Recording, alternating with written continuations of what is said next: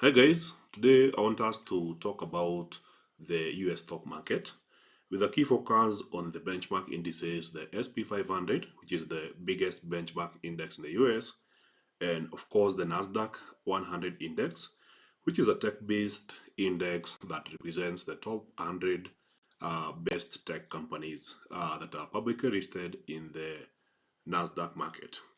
So far, the Nasdaq is up 11% year to date, while the SP 500 is up 9%.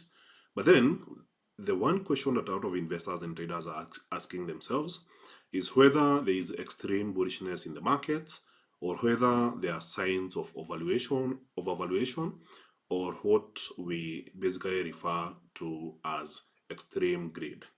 So this is when you see stocks trading at much higher multiples to their earnings than usual or than their historical averages, and then this often signals some red flags in the market.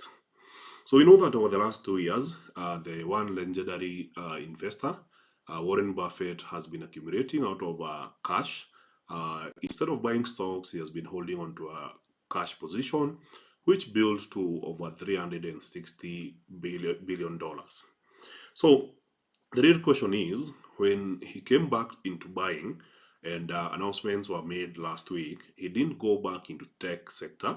He mainly started by buying companies in the housing sector. So is the tech rally over, or is it going to continue? So one pretty good stock that has been giving amazing returns is a company called Palantir. So Palantir is a company that was founded by Alex Carr, Peter Thiel, and a couple of other founders. And when they did it in 2003, since then the company has been doing real well. So since being listed, the company is up over 5,000%. So this year, it was up about 140% before dropping by about 16% in the last 5 days. So as of today, Palantir is still hot. I would say it's still up over 100% since the year started, and that's quite an impressive performance. So just trying to confirm this. So sorry, since being listed is up 1,614%. Year-to-date performance, it's still up 108%, despite dropping by about 16% in the past week. So, one key red flag that a lot of investors are noticing is the price to earnings ratio of the stock. So, for those who are new to investing, when you talk about price to earnings ratio, it's a comparison between what a company makes and the price of its stock. So, with a price to earnings ratio of about 524.23 as of today, it basically implies that investors are paying $524 for an expected $1 in earnings over the next year.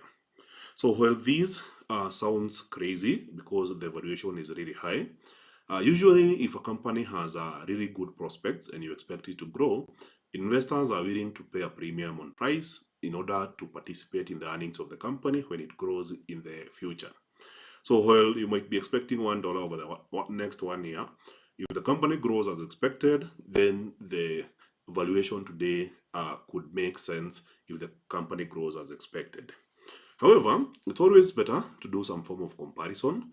So if you look at other companies or the broader market index, for the SP 500, the price to earnings ratio for the entire stock market is currently valued around 29.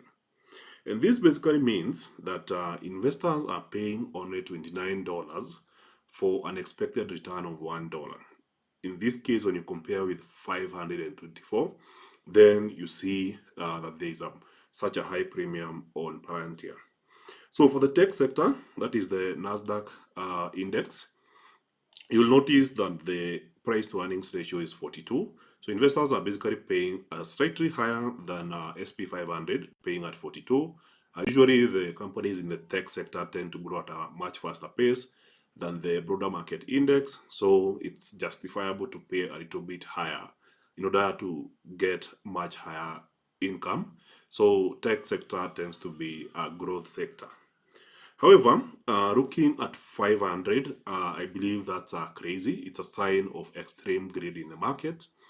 And whenever you see such signs, companies trading at such high multiples, it usually indicates that the market is in some form of frenzy.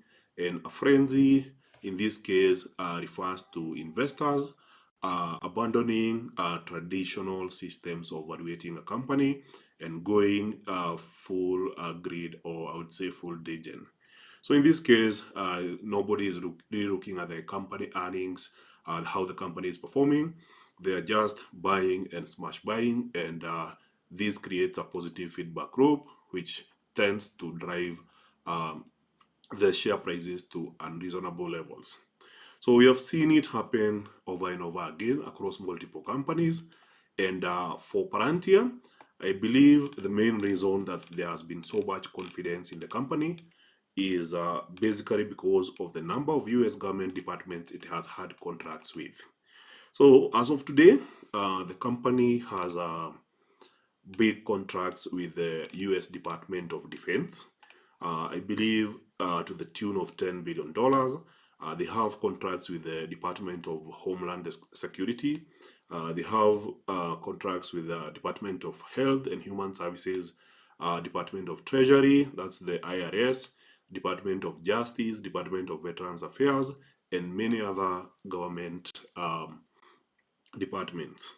So when you look at their products, which is basically AI infrastructure products, they provide analysis as well as data processing ecosystems that they lend to the US government for good long-term contracts. So this gives them some good confidence, and a platform called Gotham.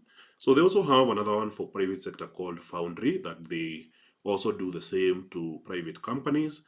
But then if you look at their total revenue as per, I would say, the last 1 year, it's not that impressive.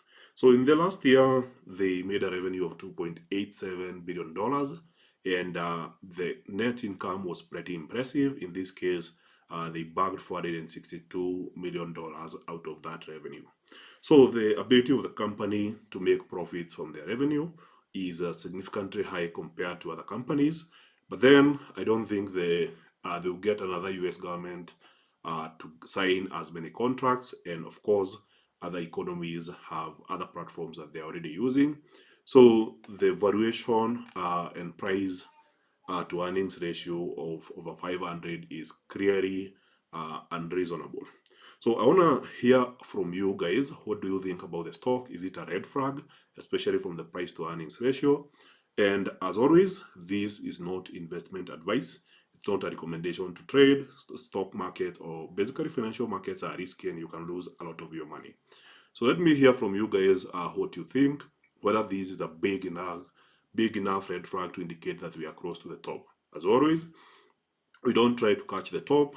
We trade what we see, and of course, you never trade what you don't understand. So you always try to understand what you are trading or investing in.